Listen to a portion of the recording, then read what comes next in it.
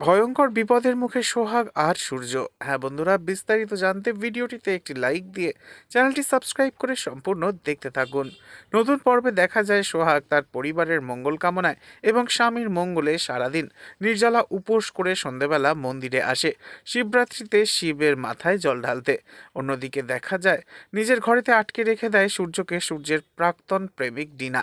সূর্য একেবারে বেহুশ হয়ে বিছানায় শুয়ে থাকলে ডিনা একা একা হাসে আর বলে, চিন্তা করো না সূর্য, কাল সকালটা শুধু একবার হতে দাও, তারপরেই আমি যখন দরজা খুলবো আর দরজা খোলার পর সবাই এক এক করে জানতে পারবে তুমি সারা রাত আমার সাথে এক ঘরে রাত কাটিয়েছ, আর তারপর ওই কাজের মেয়েটার সাথে তোমার সংসার করা একেবারে সব ঘুচে যাবে। আমি তোমাকে বিয়ে করব। অন্যদিকে দেখা যায় শিব মন্দিরে সকলে জল ঢেলে যে যার বাড়ি ফিরে গেছে, কিন্তু সোহাগ একা মন্দিরে বসে রয়েছে ঠান্ডায়।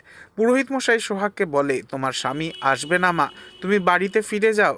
তখন সোহাগ ভীষণই ক্লান্ত অবস্থায় বলতে থাকে, আমি এখনো জলস্পর্শ করিনি, আমি অপেক্ষা করব আমার স্বামীর জন্য এখানে বসে। তবে কি এবার সত্যি সত্যি বিপদ উপেক্ষা করে সূর্য আসবে সোহাগের কাছে, নাকি এবার নিজেই ফেঁসে যাবে সে?